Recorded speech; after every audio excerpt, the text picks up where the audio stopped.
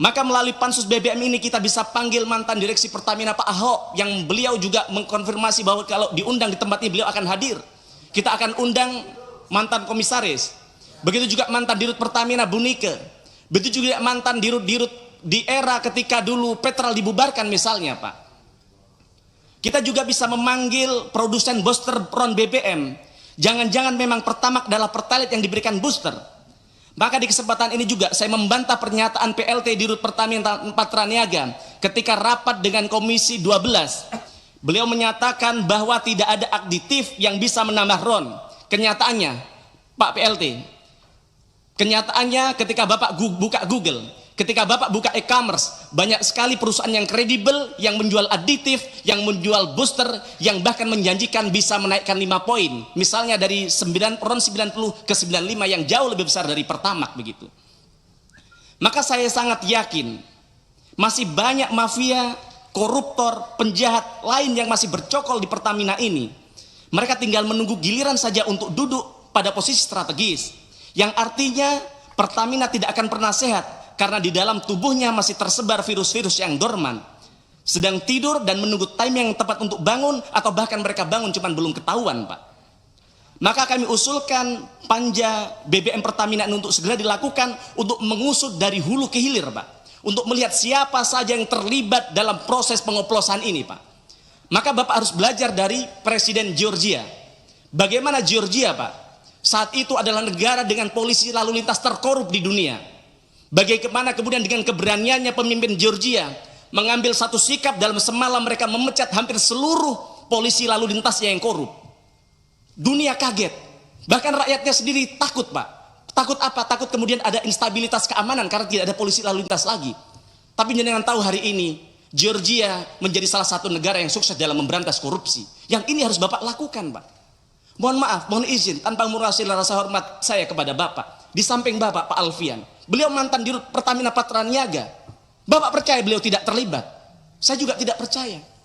Tapi kalau kita belajar di negara Jepang, terlibat tidak terlibat, harusnya Pak Alfian mengundurkan diri dari direksi Pertamina untuk membuktikan dulu Bapak benar-benar tidak terlibat, baru kemudian kalau mau masuk lagi silahkan. Kemudian Pak, untuk menyelamatkan nama besar dan bertahap mengembalikan kepercayaan publik, setidaknya saya mengusulkan 2 hal Pak. Yang pertama Pak Dirut, saya mengapresiasi Anda ketika konferensi pers menyatakan permintaan maaf atas kejadian Pertamax oplosan. Tapi saya kira itu tidak cukup Pak. Belum menunjukkan ketulusan hati Pertamina. Ini masih sekedar lip service semata Pak. Jika memang Pertamina benar-benar minta maaf, maka harus melakukan taubatan nasuha. Harus menunjukkan bagaimana seluruh insan Pertamina itu tidak hanya meminta maaf secara lisan, tapi juga dari gestur, dari perbuatan, dan dari pelayanan yang dilakukan. Tidak cukup pula hanya mengganteng si bocil anaknya Deddy Corbuzier Pak, yang ini justru melecehkan, meremehkan, dan melukai hati rakyat. Juga tidak perlu mengendorse namanya Fitra Eri, yang untung namanya Fitra Eri punya integritas, karena dia tidak yakin ini tidak benar-benar terjadi, maka dia tidak mau melakukan. Tidak perlu juga bayar-bayar buzzer Pak. Daripada anggaran Pertamina untuk bayar buzzer untuk mengendorse anaknya Deddy Corbuzier, lebih baik uangnya untuk mengembalikan kerugian rakyat yang sudah mereka alami Pak. Saya melihat perilaku insan Pertamina pasca dirut minta maaf ya sama saja.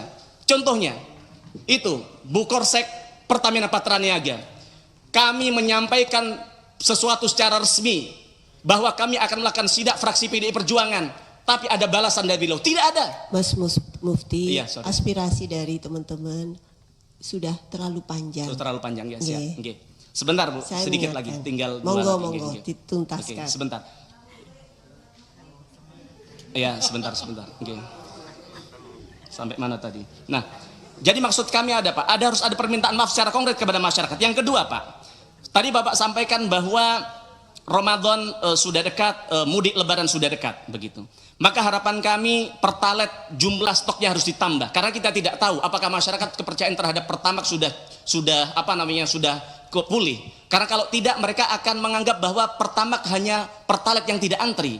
Maka jangan sampai kemudian nanti di lapangan mereka rela antri, yang kemudian stok Pertalite akhirnya habis begitu. Kemudian selanjutnya Pak, saya minta komitmen dari Pak Dirut, berani dan mau tidak untuk input semua pengadaan di e-katalog LKPP Pak. Karena kalau tidak ya seperti kata saya tadi, ini hanya keluar dari mulut macan masuk ke kandang buaya. Itu saja, mohon maaf Pak. Ini bukan soal panjang dan lebar, tapi ini adalah soal nuansa kebatinan rakyat yang harus kami sampaikan di tempat ini. Matur nuwun. Assalamualaikum warahmatullahi wabarakatuh. Waalaikumsalam warahmatullahi wabarakatuh. Semua poinnya penting, Pak Mufti.